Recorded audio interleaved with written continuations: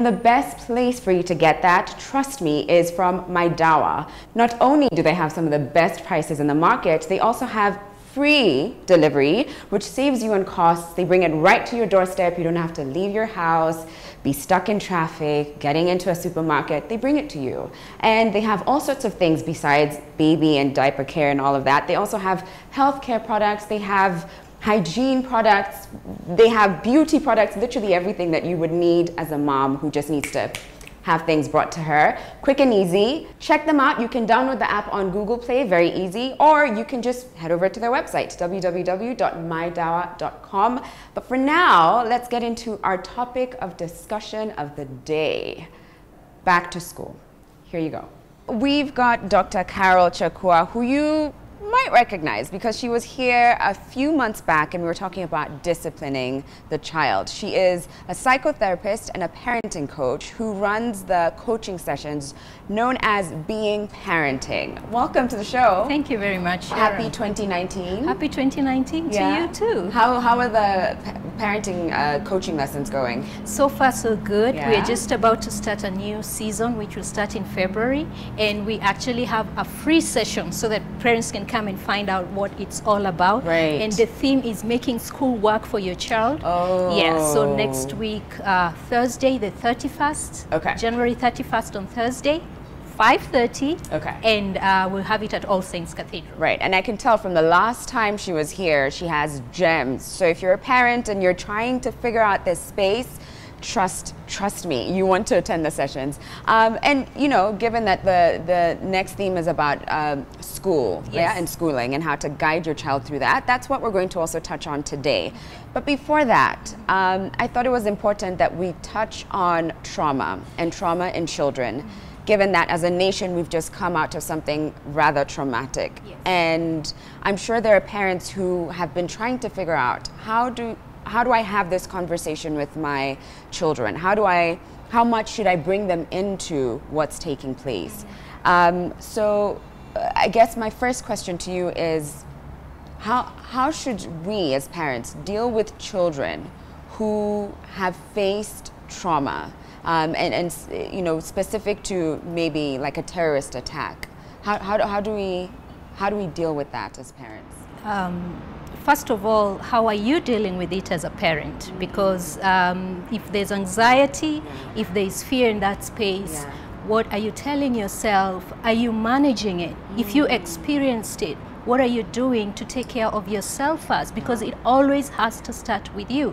You can get so many tips, Sharon, but if you're not okay and not dealing with it in a good way, then you know it transfers. It transfers, and it just children feed off of that anxiety. Energy. Yes. So once you are clear about where you're at and even maybe sought help for yourself, then now when it comes to the children, it actually is age appropriate. It has to go with age again. Okay. How do you deal with a child who has experienced trauma at age 3, for example, or at age 10, or at whatever age it is, it's different. So if we're being specific to what happened last week, what I would say is 3 years and below, it's probably not a big deal to try and give them information, because that will be too much information. You want to be able to deal with a child when they can communicate using words and feelings. Yes, they can talk about the feelings. So we're starting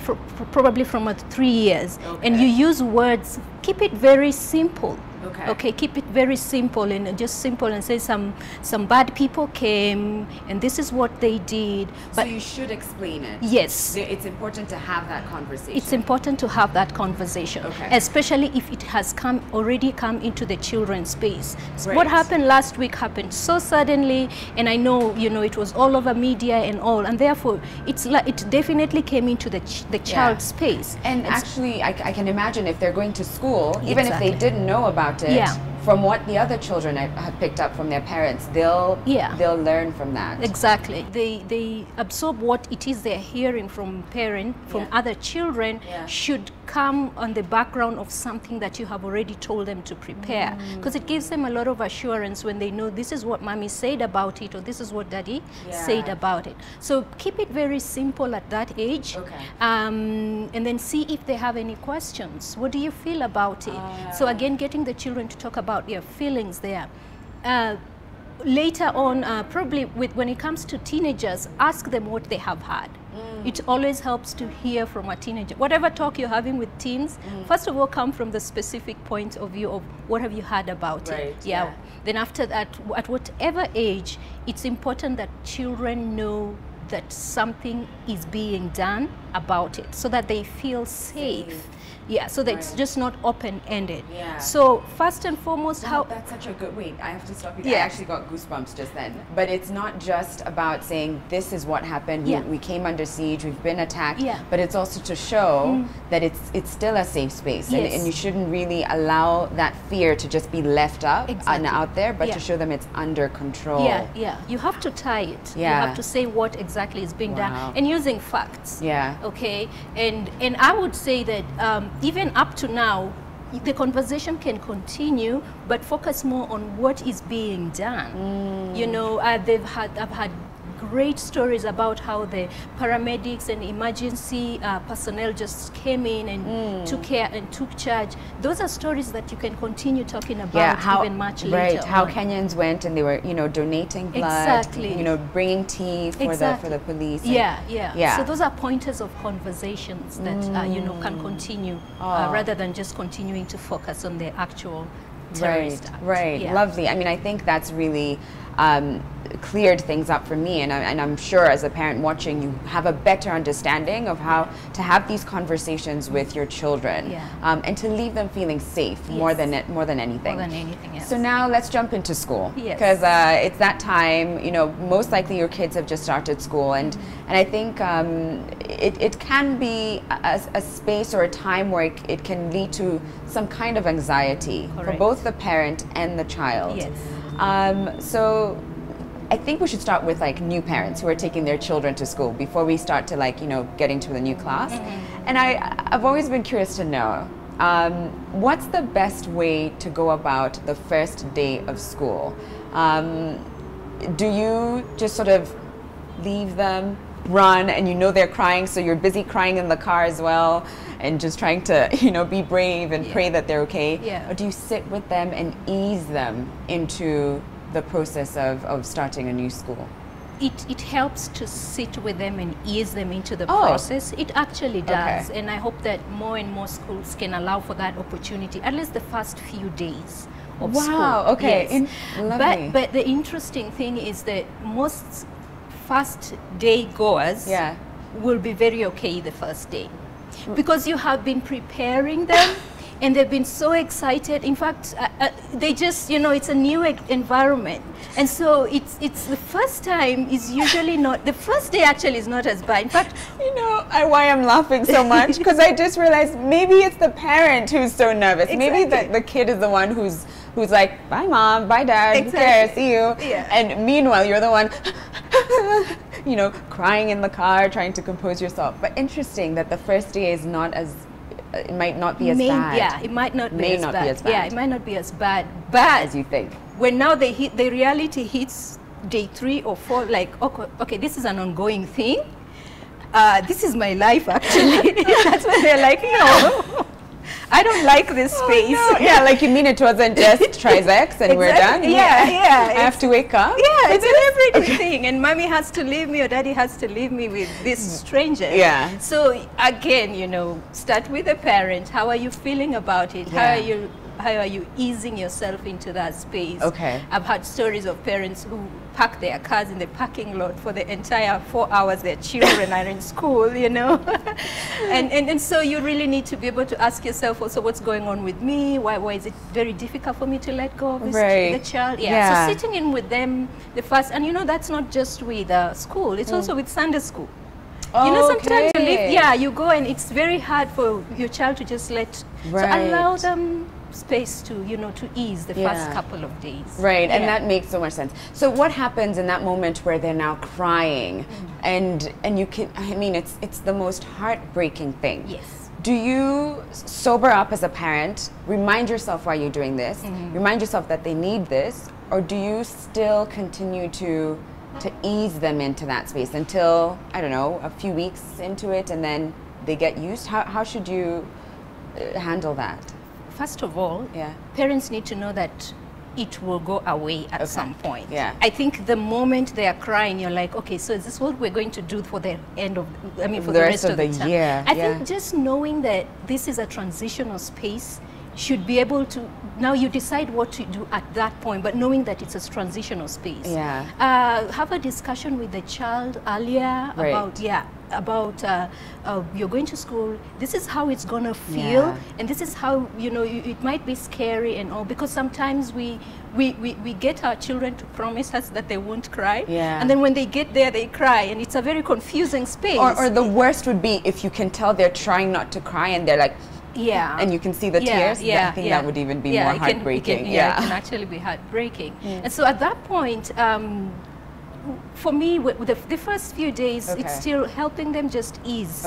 And if you need to touch them and still tell them, I know it hurts, I know it's very difficult for you, but mommy has to go. It is okay to leave when they are still crying, you know, because also they just need to, you know, express themselves. But it's also important to talk about it when they come home. And just talk about how did it feel at that moment when we were crying, so that you validate and you empathize with them where they are, so that it becomes an okay thing, and for them to be able to have a better understanding. Because let me tell you, Sharon, when the child is crying uncontrollably at 2 years and at 3 years, at that point they are crying, there's no, they've been overtaken. Like there's a part of their brain that is just now gone on, and which is the crying, the animal instinct part of I am scared and all that. So that's not the time to try and shut them up and reason with them, because that part of the brain is not. I hear you. So what about when they're a little bit older, right? So they're not necessarily going to cry. Maybe they're about 10, 12, maybe they're now transitioning to you know, just a new class sometimes can make anyone anxious. I remember for myself also, I'd feel a little bit nervous. Will my friends still be my friends? How do you get them to open up? Because that can be, the older they get, I find that the more, the harder it is to have those conversations. How do you, you know, open a space for them to share with you? Create time for it. I would say that if it is,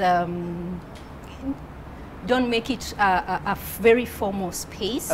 So when you're having, there's what we call time for connection with children. I always encourage parents in your normal activities and everything else that you're doing, save some good 10 minutes, 15 minutes for connection. Then you can do other things. So during that connection time, the child is relaxed, and you can talk about how do you feel about school? Because I think the pressure we give our children is when they just come from school, we want to talk about how school was.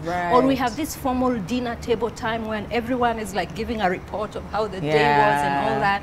But if you can work in a very informal way into your connection time and just help them, let them ask them questions at that time, or let it flow out very, very naturally. It makes a big difference. And you know, this is something you have to do consistently over and over, so that now when your child is more relaxed and they are connected to you, they talk to you more, they open up to you more, they even listen to you more at that time. Oh, I love that. Connection time, 10-15 minutes of real connecting with your child. Okay, we have to take a break, but we'll be right back in a moment with more from Dr. Carol.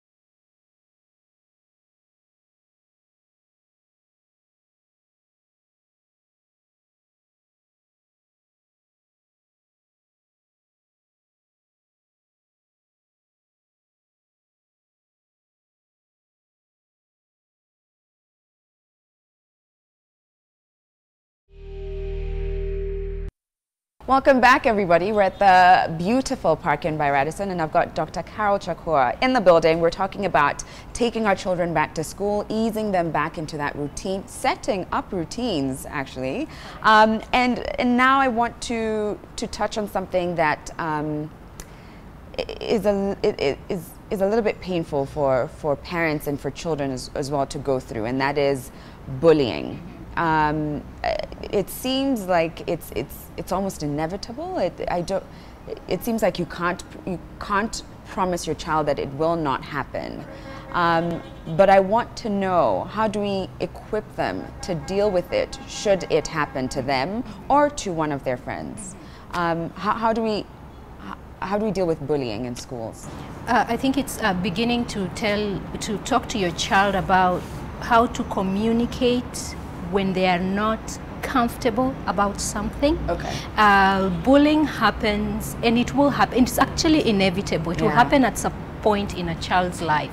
I was bullied. I don't know if you were. I was bullied too. I remember coming home crying my head off several times. Exactly. Yeah. So we want to be able as parents, again, Sharon, to figure out, how did I deal with my bullying space? What am I carrying into it now that I have a child? Oh my, I feel like I'm in a session. This is the good stuff that I love about this show. Okay, what am I carrying into this? What am I bringing into this conversation? Yeah, was I bullied? Did I process it? Yeah. Am I feeling overly protective because I know that I was bullied and I don't want my child to be bullied? And so even as you're having the conversation, you have it from a clear space. Okay, don't bring in your fears. The best thing to help your child deal with bullying is to role play with them. What? Yes. Okay, you know we've got to do it. Yes. You know we're gonna have to role play at this point. Do you want to be the bully? Okay, fine.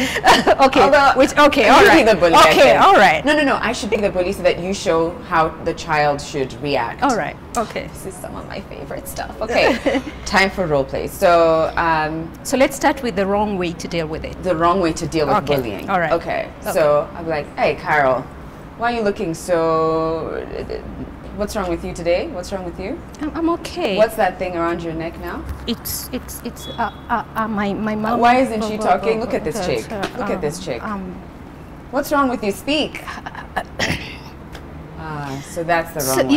Yeah, and there's the body language and the words. It's not just the words. Right. Yeah, so the right way would be... Right, wait. I just want to take a moment to soak in what just happened as the wrong way. Yes. The first is that you did not use your words. I did not. You were not speaking. Yeah. And for me, it made me feel like, it gives me more. Like, exactly. I'm going to use that to even pick at you some more. Yeah. It actually fuels the bullying. It fuels. Yeah. That's the word. It fuels. Yeah. Okay. So the right way. Yeah. I'd be like, hey, who matches those colors? What's up with that? I actually really love this match. What it's my favorite. Green and red. It's actually my favorite. I'm not even sure. Are you a Christmas tree? Is this Christmas? Green and red? No, Christmas was in December, I think, and I am not a tree. I'm a human being. Okay. Yeah. Okay. I'm not even sure where to go from there, because in my mind, you're being so reasonable and so confident and factual. Yes. Exactly. Yes. That I'm like, no, you should. What? Yes, you're a human being. I know that, but I was just, joking or playing. And at that point, I feel like what I would have done as a bully is been like, I'm just messing with you. Exactly. Just messing with you. Yeah. Rather and than when it continues, you show the child to walk away. Yeah. I mean, if they keep going, again, you just tell them, square up your shoulders and walk away. But both the verbal and non-verbal are very important, because I can't say no when I'm whimpering. Yeah. Okay, so my body language also should show. Sit up straight. I saw that. Yeah. You held your jacket. You're like, I actually really like green and red together. Yeah. No, Christmas was in December. I mean, I'm actually a human being. Exactly. It's almost like, next, thank you. What else do you have? Yeah. Lovely. Yeah. Lovely. So you actually role play with the child. And a role play is not a one-time thing. Yeah. Okay. Yeah.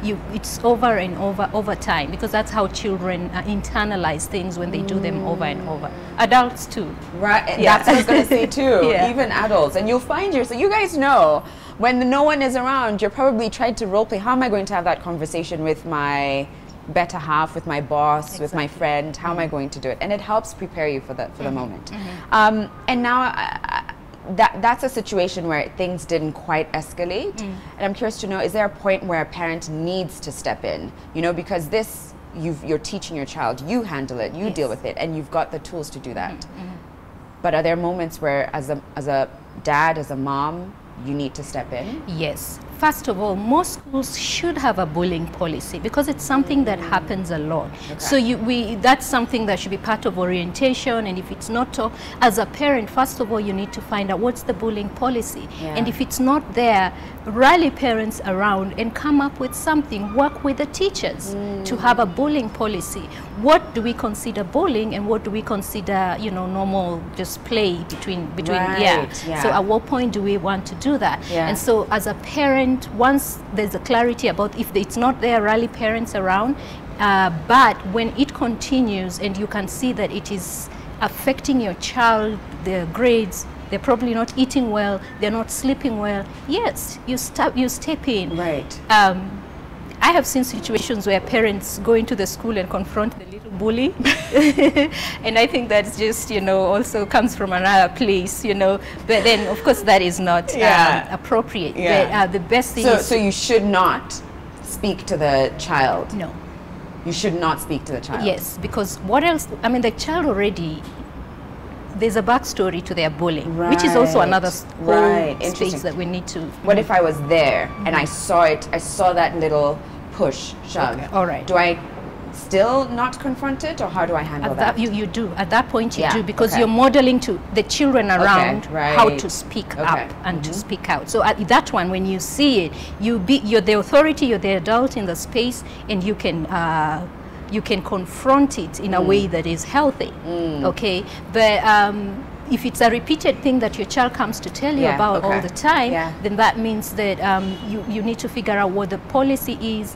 When you go to the school, you go with facts. Okay, and are you going to speak to the teachers or the principal, or are you trying to also involve the bully's parents? Because it happened in school, the school is, for me, the go-to place. Okay. If it happens maybe in a different space, maybe you can talk to a parent directly. And then hopefully they have a policy where the parents will be involved in at some point, the parents of the child who is bullying. But going to school and talking to the school is the better way to go. Wow, you've got some real gems, Dr. Carol. Thank you. So now let's talk about homework. Which is a part that isn't fun for anyone, child or the parent, but it's also something that you can't avoid. Homework is a part of life, it's a part of learning. So how do you build that kind of relationship between parent and child? Or should a parent be involved? How involved should they be? How do we guide our children through that process? Okay. How much invested are you in your child's homework is the question. How much is your ego? How badly do you want your child to do homework? Because sometimes we are more invested in this homework thing more than our children are. They don't really care about it so much. And so when it becomes your entirely your responsibility, then the child slacks off. Okay. So it's important for you to be very clear with your child that this is actually your responsibility, and if you don't do it, you're the one who is going to experience the consequences out there. How much work or help should you give them? It helps to actually ask the teacher.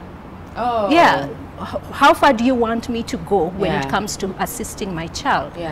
So that it's okay to let your child go with stop spelled S-P-T-O, you know, and you can see it's wrongly spelled, but you release it because you want them to learn from the process. So find out from the teacher, how much do you want me to get involved? Don't make it your responsibility. Okay, let the child own it and own the whole process. Therefore, we talked about last time setting your children up for success. In what environment are they doing the homework? Is it a loud space? Is the TV on? Is the TV on? Are they, are they hungry? Exactly. Yeah. At what time have you scheduled the homework for them? Is it immediately they come home? Some children just want to come home and let off steam fast before they do the homework. There are those who want to get this stuff out of the way before. So also learn your child and see what time can I schedule it, and you know what, it might be different for the different kids, and that's okay. And that's okay. Just as long as each of them are clear about what their schedules are, and then support them. If you need to sign, of course, most of the schools require that you sign off on the homework. As you're signing, don't look at trying to correct everything, and especially when you see that something has not been done right. Your job is to sign to say the homework was done. You're not signing that everything is correct.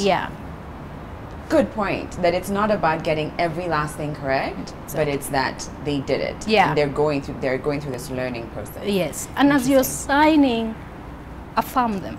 Affirm the fact that they sat down, they did the homework, because it's always, sometimes it's just easier to go into what they didn't do right. So the fact that they have finished, they brought it to you, affirm the whole process, because you want the child to focus more on the process of doing things rather than just the outcome of it. Now, when does a parent know that the child and the school are just not a match?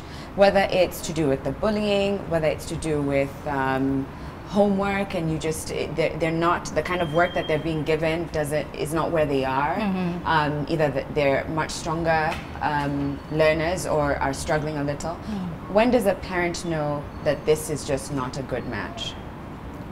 It first of all comes from the parent really knowing about the school. So sometimes the parent already has misgivings about the school, but they are like, you know what, let me just take them because it's near, or for whatever other reason. Someone else's child likes it. Exactly. They've heard that it's good and all that. So it's important for you as a parent to really get in touch with what is the mission of the school, what's the vision of the school, what are the values of the school. And because you're the parent in authority, come from that space of confidence and looking at the values and trying to, if a child is complaining about the school, also give them your points of this is where I'm coming from. Most of the time we just take our children to schools, but we haven't really thought through what is important to us, which system is important. What do I feel about the local system, what do I feel about the international system. So knowing whether or not a good school is good, a school is a good fit for your child, starts with you first. What do you feel, and how much do you know about the system, about how the teachers are delivering the instructions. But now when it comes down to the child themselves, if it is constantly complaining, constantly unhappy, not doing well, we talked about why children struggle. One of the reasons is that they just needed support from the parents. So what can I do to support them in this space? If I really believe that the school is the right space, so what can I do to support the children, the child? What can I do to feel their need for attention, to feel their need for belonging, to feel their need for power when they may need that support more than just pulling them out of the school. Right. So there comes a time in a child's life whereas growing up, it was always dad and mom and dad, they're the figures of authority. There comes a time where the child comes home and they're like, no, but teacher said that's not how you do it. And I was wondering, how do you as parents, as a parent, deal with that? Should you ever challenge that authority if teacher Carol says that actually you should first drink your tea, then have your bread. But all throughout you've been doing the opposite. And this is just an example. It could be schoolwork, whatever. what should you still put your foot down, and if so, how does that affect the child? Who's at the end of the day, who's the real boss? Who's the final authority? The final authority. It depends on the issue. Okay. Because as parents, what we try to get our parents to do at Being Parenting is to look at what are my core values. Okay. And my core values are non-negotiable. Yeah. And so I really need to be able to know how to consistently communicate those core values. Okay. But there are some battles that are not worth fighting. Yeah. And so when it's something that it's not worth, listen to the child. Okay, so tell me how teacher so-and-so does it. So that they also explain it to you. Yeah. So you're hearing their point of view and you're like, oh, I've never seen it that way. Well, maybe we could try it that way and see how it works. But that is when it comes to your non-negotiables. But what is, if it is important to you, then you're the parent in authority, and you have to consistently, without yelling, without putting down the teacher, without doing all that, consistently communicate that and train it to them and say it's because this is important and we value this as a family. So, for example, one of my core values is communication. Yes. So what if that's what I encourage at home? Let's talk about it. If if you don't like something, tell me why, and I'll help you understand why this is important. But in school, for instance, one of their teachers, not all, but one specifically, is like, is so stern about, if I say something, you don't get a say. You don't get to ask why. You don't get an explanation. Do I then still encourage the child? No, still just ask, Teacher Carol, I'm not trying to be rude, but I just want to know, why is it that we're doing this? Should we encourage them to still, if this has to do with one of your core values? Yes, if it has to do with one of your core values, you role play with them again. Okay. By the way, this role play thing works very well, Okay. and then you become the teacher who's insisting on their stand, and continually empower your child on how to keep giving their point of view, but also educating them and saying there are people who have different values and people see things differently, and because they're going to meet those kinds of people, once they're out there in the real world. True. And so just helping them understand that not everyone is like mommy, and not everyone will see it that way. And so also being able to be okay with things not going their way. Oh, wow. But what you don't stop is continuing to pass on your values to them. Okay. Yeah. So that way they actually become, they get spine. They realize that things are not just all certain, a certain kind of way. Right. Yeah. This has been so lovely. Thank you so much, Dr. Carol. Always a pleasure to have you. Thank you for having me. Thank you. Always great to be here. And don't go anywhere, guys, okay? Don't go anywhere. We have a couple of ladies who have been dealing with young learners aged between 1.5 years to about 3, and that's what we're going to dive into in the next section. So don't go anywhere. We'll be back in a moment.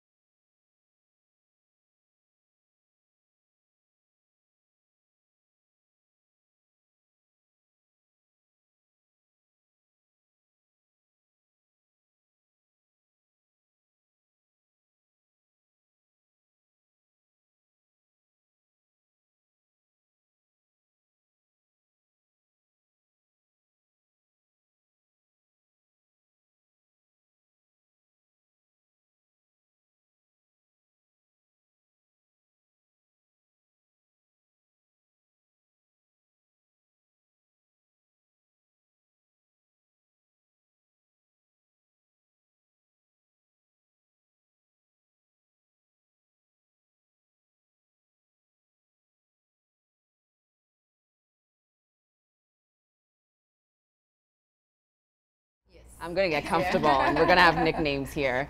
You can call me Shaz. Okay.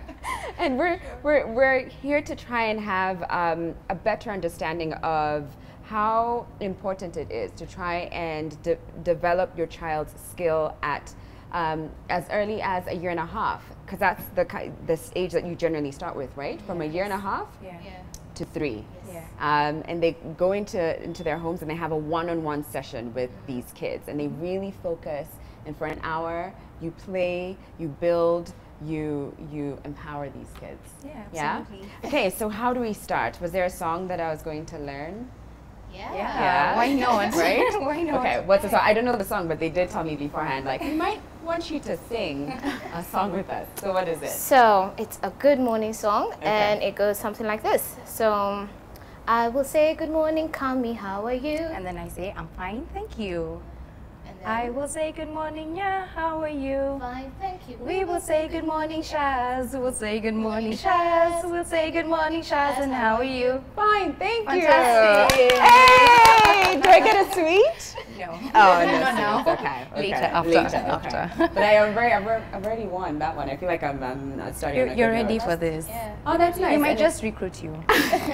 yeah, I'm just Change gonna of quit my career. day job and just play with kids the whole day Yeah. and teach them. So actually, speaking of quitting day jobs, I know that between you guys, you have 14 years experience and that you were educators before. How did you find yourself in this space? You know, doing the one-on-one sessions at Happy Little Minds.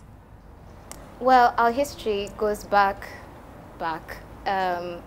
So while I was still teaching in mainstream school, which I still am, but gosh, I Wait, wanna- so you do that and yes. this? Well, I You do. that. Yes. And you're full-time teaching? Yes.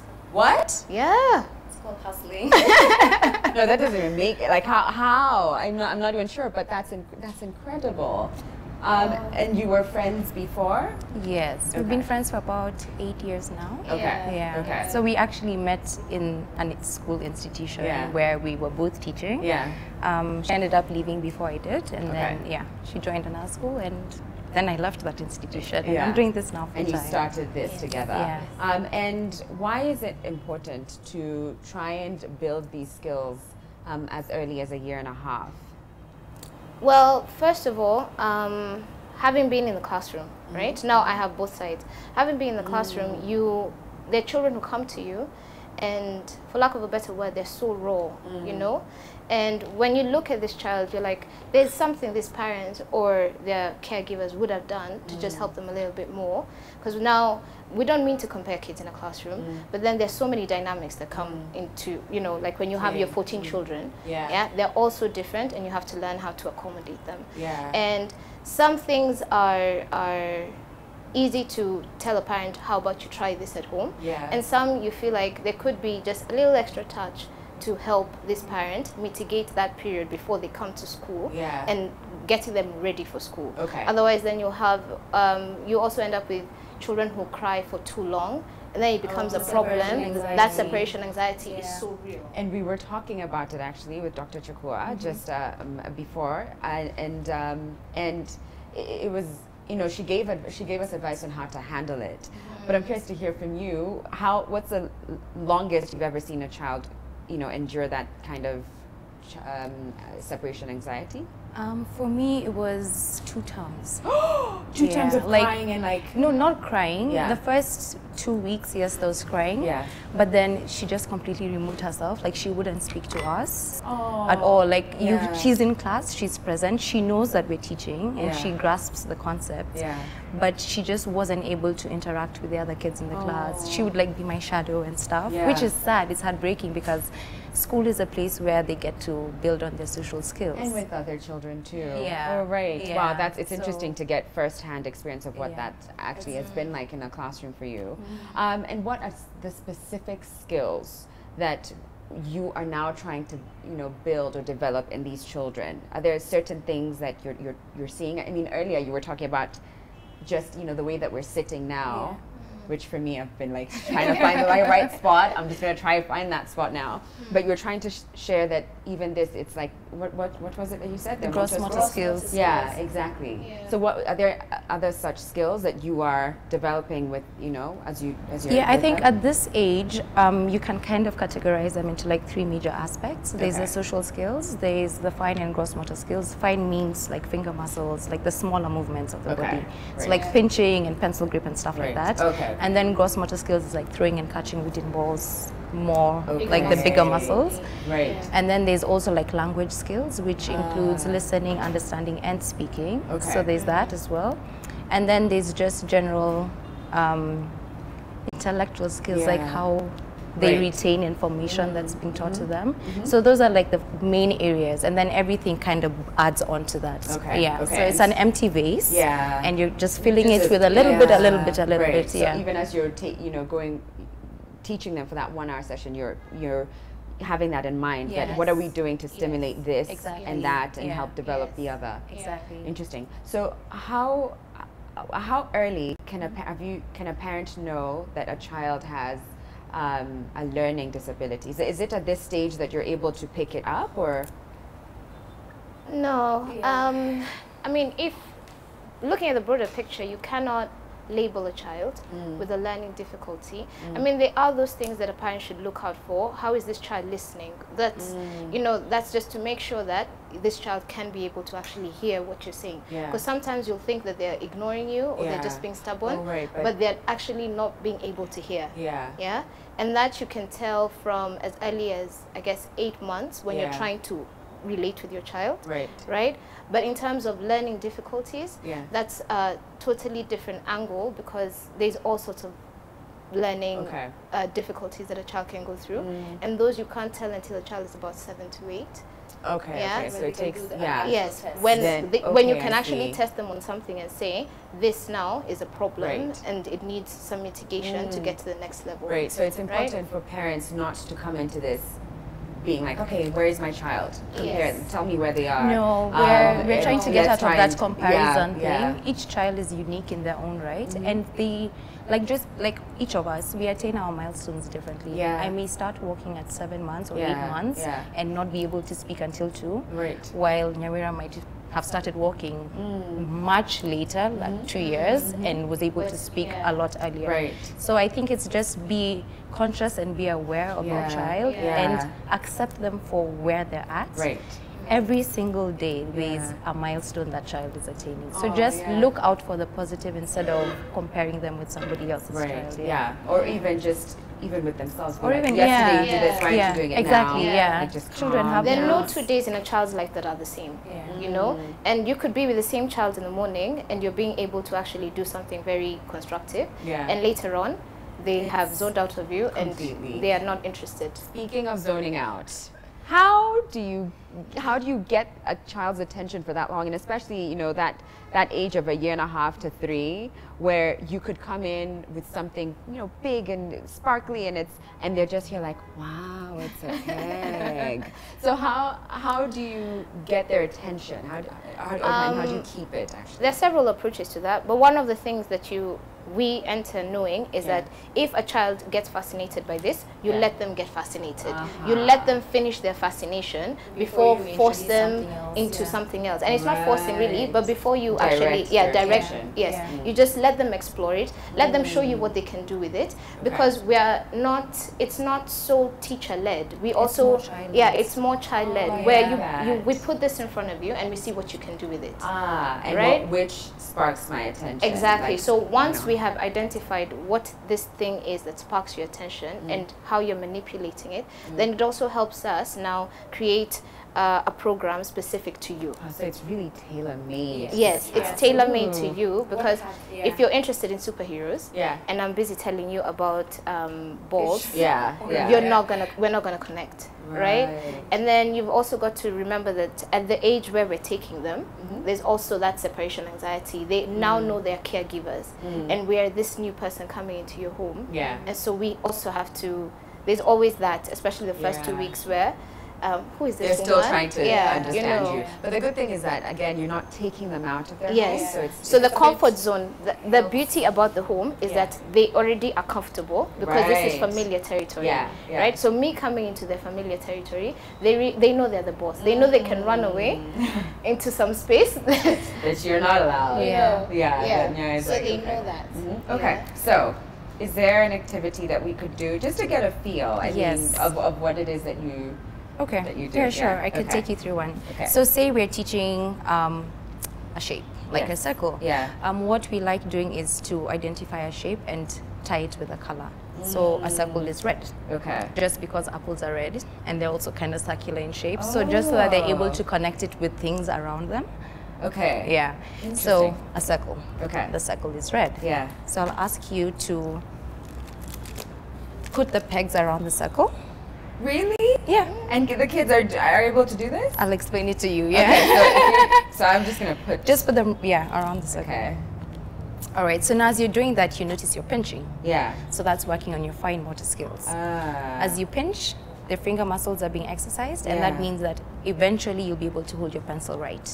So that's an activity we start this early, just so that by the time they're going into formal school, then they're able to it's a bit more of a seamless and smoother transition. All right, perfect. And then now I'll ask you to count the pegs, starting with the pink one. Wow. Okay, starting with the pink one. Oh, because then it's the marker of when I started. Right. 1, 2, 3, 4, 5, 6, 7. Perfect. So now we've worked on your numeracy skills and your counting. So that also now builds on, I mean, now we're sequencing. You can be able to count. And as I've told you, starting with the pink one, it's also instructions. So you're listening. We're working on your listening skill and your execution, and following of instructions. So do you then also judge if a child is a year and a half, would you still do this, or are certain things? No, this is slightly older, but what you can do is just 2.5. Just give them the pegs and encourage them to pinch. So you can't just be like, count for me, and they're like, no. So what we didn't mention before is the first session that we have in the home is a screening session where we see where the child is at. So then from there we now know that she's not yet ready or he's not yet ready to pinch. So then maybe we can start with tearing paper. Which is another activity. Most parents don't like to hear about this. When I was just like, like, can you imagine if she landed on your passport? Books and like, wow. Okay, so that's interesting. So now that we've done and we've counted, what would be? So the thing is, when you're teaching, you need to put a lot of emphasis because they're still very young. Repetition is key, so that they can remember. So what we'll do now is go into another activity. Just so as a follow-up. And now sometimes these activities will not take place in the same lesson, right? Because it will depend also how long a child has taken to pinch. Because it's not a hurry. It's not, oh, we have to finish this, right? It's more about getting the skill. It's more about the child getting comfortable and confident in what they're being able to do, right? We made an assumption that you know pink, right? But then from our screening, we would have picked it up, right? And having talked to your parents as well, because the screening also usually happens with the parents. Okay, so I see red paint. What would then be the task here? So the task is picking up on the circle. Is to do now an activity. So just normal household activity items, pegs, toilet rolls. So I'll ask you to dip it just in the red paint. And then just stamp it. Ooh, there we go. Whoops. Exactly. So that's working on your hand-eye coordination. And I'm curious to know, do you welcome mess? Like we love mess. You love mess. We love mess. Right. Yes. In fact, if there's no mess, then probably there's not enough learning going on. Although children are different. There are those who don't like to be dirty. You know. But now this one-on-one sessions also helps them realize that it's not the worst thing that can happen to you. Because they are those children who, I'm not going to engage. And there are those who will, in fact, ignore the fact that they're supposed to do that and be curious, and that's absolutely fine. No, I'm not a mess. Let me tell you that. I already am like, why did you do that? you've ruined my perfect. Did you even know my circles weren't even touching? And I was like, maybe I should just be a wild child and have them like. Yes, well done. Touch. Thank you. Yeah. So they are different ways of children. And now, when you have done such an activity, when a child does something, then you're able to try and figure them out. You know, because their art says so much, and you can discuss the art, right? So what have we just done? Oh, so you'd be asking the child. Oh. Yeah, what have we just done? And depending on how much language they have, they may just say red, right? Or they may say circle, and it may not come out as circle. So you must reinforce. So you'll find that sometimes you'll do circle for 2 weeks. Right? Because until they learn it, then there's no point of introducing rectangle and triangle. Oh, okay. So even with color, you don't just say, okay, it's red this week, yellow next week. Okay. Will they be able to actually tell that this is red? Right? And then now you introduce other aspects, other things that could come in for them to identify. Like, for instance, would you show me, would you then say, which one is red? Yes, please pick the red one for me. Ah, right? So it really is, it's like reinforcing. Place it on the red circle. So the emphasis, the association. And like even playing with like things like this, and where's the red here? Yes.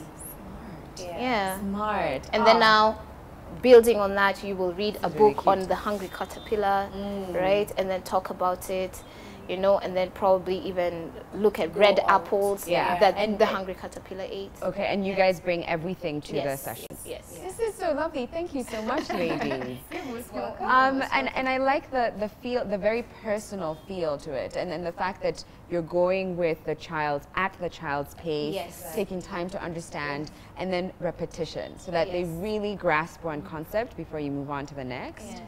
This has been so lovely. Thank you. And I might just, you know, sell this piece of artwork or just like put it on my fridge for now. I don't think anyone's going to buy this. Thanks again, ladies. And we'll leave all your details on our social media handles, so make sure you go check it out. We are on Facebook and on Instagram and on Twitter. You can find us at Living With Us. We'll put your handles too. Thank you. And I think for now we're going to say goodbye to the ladies. But you don't go anywhere, okay? Because we have some S-tips lined up for you. Thank you once again to the Park-In by Radisson. Oh, thank you so much for having us. Oh, thank you, ladies. Thank you, Park-In by Radisson, for this beautiful, you know what, maybe I'll hang this up at Park-In by Radisson. Who knows? If you come here, 11th floor, next time you might just find this beautiful piece of artwork, red circles and a blob of red. Okay, check out the S-tips now. So my tip for you guys today is around sleep. Now, it's one of the most important things you can do for your body, for your health, for your productivity, but it's also something that studies have shown fewer people dedicate time to. We're spending a lot of time watching TV, on our phones, working hard, but we're not sleeping enough. And sleep can actually reduce your chances of getting heart disease. It makes you more athletic. It also helps with weight gain, if you didn't know. But the number one culprit, I would argue, as to why we're not sleeping enough is our phones. We're spending way too much time on our phones. And the thing is, a lot of phones have a blue light inbuilt in them. And the blue light activates your brain into thinking that it's daytime. So at night, when you should be winding down, you know, the lights are a little bit more dim, your body is getting ready to sleep, your phone is telling it it's daytime. One of the great things about phones these days, though, is that you also have a way to change that setting. And so you have to go and change that setting on your phone to just activate night mode, night shift, because it changes everything and makes it, turns it into like a yellow light, I would say, but also prevents calls from coming in. I guess you would have to go see what your phone offers and understand how you can make sure that you protect that time at night. Again, sleep is one of the crucial things that we need, but we don't give ourselves enough of. Another one of those things, actually, is supplements. And one of the best places that you can get supplements that are trustworthy, that are legit in the market, is MyDawa. So head over to www.mydawa.com or just download on Google Play, and you can just order from your phone, actually. But make sure it's not too late, okay? Because again, it disrupts the sleep, and we talked about it, right? But yeah, so get enough sleep, ladies and gents, and take your supplements too. We'll see you tomorrow. Bye, everybody.